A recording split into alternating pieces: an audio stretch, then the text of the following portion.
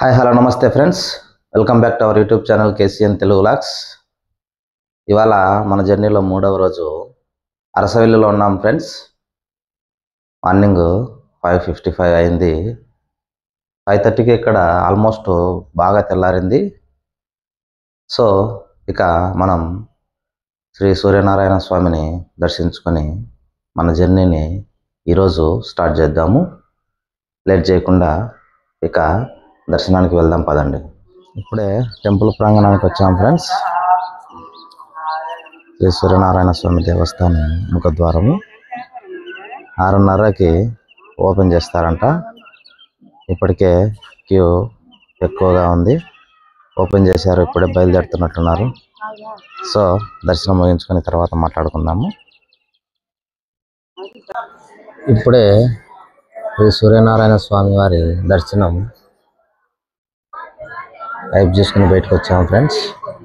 బయటికి వస్తూనే ఇక్కడ మనకు 3 పాలీ భాషలో లభించినటువంటి శిలాశాసనాలు ఉన్నాయి.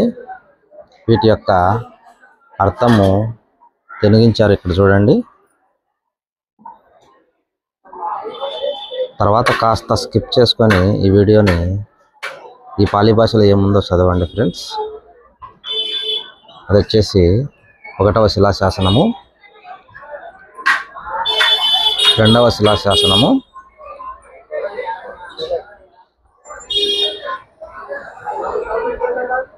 ఇది 3వ శిలాశాసనము. 2, 3వ శిలాశాసనాల యొక్క సారాంశము రెండింటిని ఒకే పలకంలో తీర్చిదిద్దారు చూడండి.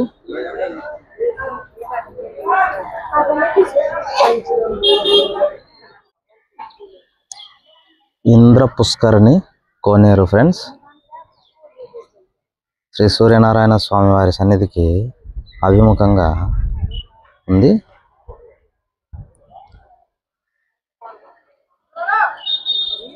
అది సూర్య భగవానుడి సన్నిధి.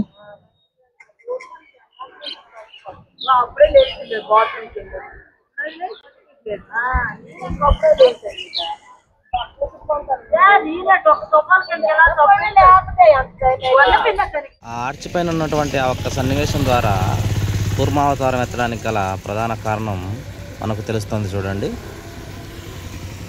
క్షీరసాగర మదనం.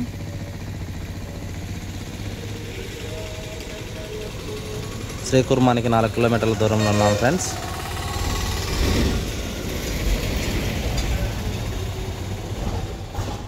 శ్రీకాకుళం నుండి దాదాపుగా 15 కిలోమీటర్ల దూరంలో ఉన్న శ్రీకూర్మం అనే ఊర్లో శ్రీ మహావిష్ణువు కూర్మావతారంలో పూజలు అందుకుంటున్నాడు ఫ్రెండ్స్.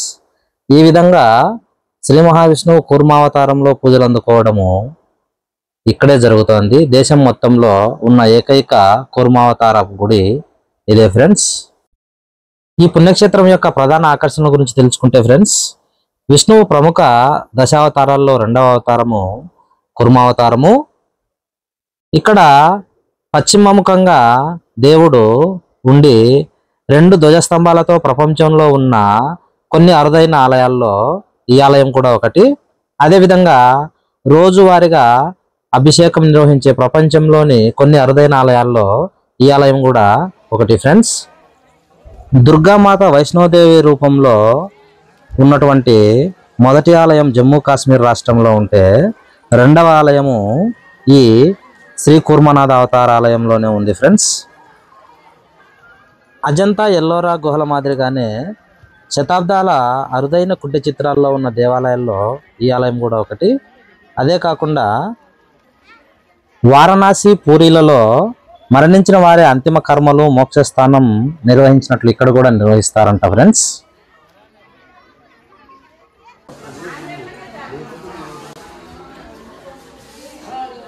ఆది శంకరాచార్యులు, శ్రీ రామానుజాచార్యులు,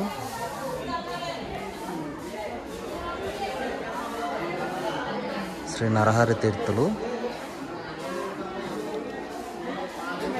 చైతన్య మహాప్రభు.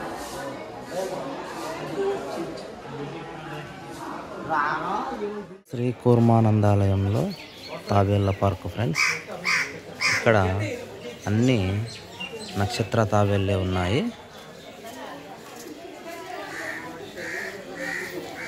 ఈ అవతారంలో శ్రీ మహావిష్ణువు క్షీరసాగర మదనానికి సహాయపడ్డాడు.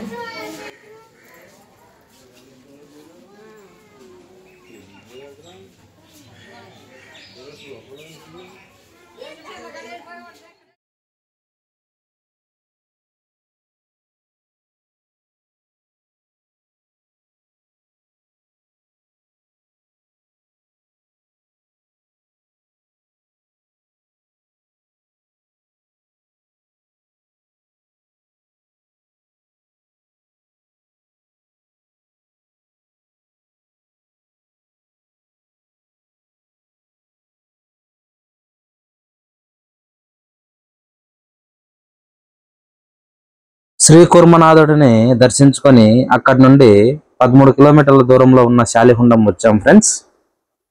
ఈ శాలిహుండం బౌద్ధ స్తూపాలు, ఆరామాలు, విహారాలకు ప్రసిద్ధి చెందింది. ముఖ్యంగా మన ఆంధ్ర రాష్ట్రంలో అమరావతి తర్వాత బౌద్ధం అంతగా విరాజిల్లిన ప్రాంతము ఈ శాలిహుండము.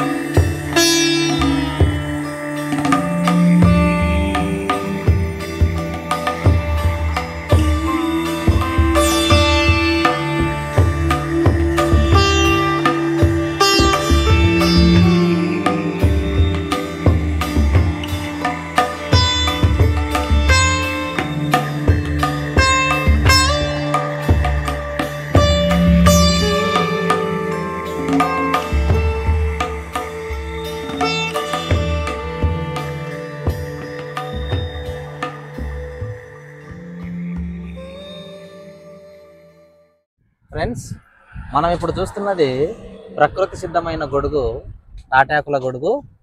ఏం గొడుగు అంటారు అంకుల్ దీన్ని? తాటాకుల గొడుగేనా? ఈ అంకులే తయారు చేశారంట. మీరేనా తయారు చేసింది? మేమే తయారు చేసాం. ఎన్ని రోజులు పట్టింది? 3 రోజులు. 3 రోజులు పట్టిందా? అంటే బాగా ఎండనివ్వాలనా, పచ్చిగా ఉన్నప్పుడే కట్టాలనా? ఎండాల. ఎండిన తర్వాత కట్టాలా? ఇది ఎండాల, ఎండకపోతే పనికిరాదు. ఎండిన తర్వాతే కట్టాలనా? మరి ఎండిన తర్వాత ఎరగదా ఇది కట్టేటప్పుడు? ఇది మళ్ళా తడుపుతాం కదా. ఓహో, నీళ్ళతో తడుపుతారా? నీళ్ళతో తడిపి కొట్టాలి. ఎండనిచ్చి ఎండిన తర్వాత నీళ్ళతో తడిపి ఈ విధంగా కడతారన్నమాట. ఎండాకాలం చల్లగా ఉంటుంది కదా? ఎండాకాలం చల్లగా ఉంటుంది. ఇది ఎన్ని రోజులు ఉంటుంది? శుభ్రంగా అయితే ఒక 2 మాసాలు ఉంటుంది. 2 నెలలు ఉంటుంది. 2 నెలలు. 2 మాసాలు అంటే 2 నెలలు ఫ్రెండ్స్. బాగా ఎండనిచ్చిన తర్వాత మళ్ళీ నీళ్ళతో తడిపి ఈ విధంగా కడతారంట. దీనికి 3 రోజులు సమయం పట్టిందంట. తాత మంచి ఆర్టిస్ట్ ఉన్నట్టున్నాడు. ఏం పేరు తాత మీ పేరు? విష్ణుమూర్తి. ఈ కత్తి ఎందుకు? ఈ గురించే. ఓహో, ఆకులు ఆలుములు కొట్టడానికా? దీనికోసమేనా? ఇదంతా గీయాలి కదా. ఓ, గీయాలనా? బాగా అది నొన్నం చేస్తే కదా అవుతుంది. కోసుకుంటది కదా లేకుంటే? వీటినన్నిటిని నునుపు చేసే దానికోసము ఈ కత్తిని వాడుతున్నాడు. వాటర్ బాటిల్ కట్టుకున్నాడు. ఈ మేకలను మేపుకోవడానికి వచ్చారు అంకుల్ వాళ్ళు. ఆయన దగ్గర ఒకటి ఉంది చూడండి, తాటాకుల గొడుగు. ప్రకృతి సిద్ధంగా వీళ్ళు చల్లని గొడుగు కింద వెళ్తూ ఉన్నారు. 2 మాసాలు పడుతుందా? 2 మాసాల తర్వాత ఈ కట్ట ఇట్లే ఉంది. ఈ కట్టలేదు మళ్ళీ కమ్మ కోసి కుట్టుకోవాలి. ఇవన్నీ ఇట్లే ఉన్నిస్తారు. ఇవంతా ఏనంగా ఓన్లీ ఆకులు ఒక్కటి మళ్ళీ కడతారు కదా? మళ్ళీ కొట్టాల. Okay okay. ఈ ఫ్రేమ్ ఇట్లే ఉంటుందంట ఫ్రెండ్స్. ఈ ఆకులు మాత్రమే మళ్ళీ కడతారంట. 2 months కి ఒకసారి. అంటే వర్షాకాలం కూడా ఉపయోగపడుతుందా ఈ గొడుగు? ఎప్పుడు ఉంటది నా దగ్గర, ఎప్పుడు ఇదే ఉంటుంది. మీ దగ్గర ఎప్పటికి ఉంటుందా? ఎండకు వర్షానికి రెండింటికి వాడతారు? అన్నిటికి ఇదే నాకు. Okay okay. ఒక్క నిమిషం మీరు కొంచెం బాగా పట్టుకోండి, నిలబడండి.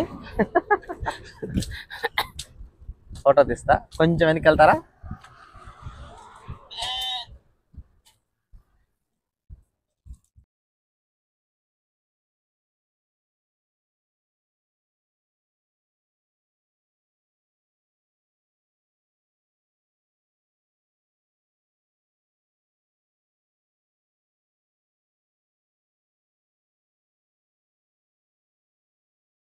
శ్రీ శ్రీ శ్రీ బోధమ్మ అమ్మవారి ముఖద్వార ప్రతిష్ట, చీకటి బలరాంపురం, గంజాం జిల్లా, ఒడిస్సా.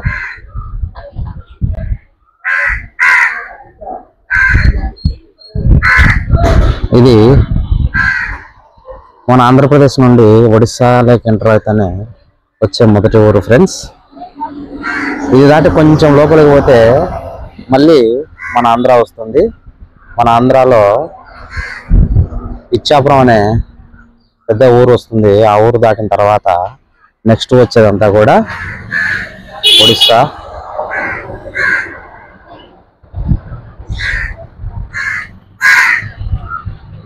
సో మనం ఇప్పుడు ఆంధ్ర నుండి ఒడిస్సా, ఒడిస్సా నుండి మళ్ళీ ఆంధ్ర, మళ్ళీ ఆంధ్ర నుండి మళ్ళీ ఒడిస్సాకి వెళ్తాము.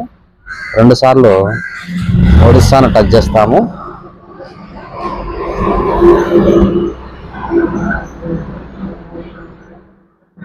బోధమ్మ అమ్మవారు.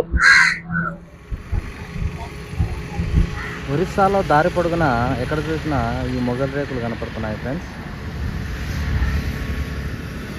పిచ్చి కంప చెట్ల మాదిరి ఎక్కువగా ఈ మొగలి రేకులు వనంలా కనపడుతూ ఉన్నాయి.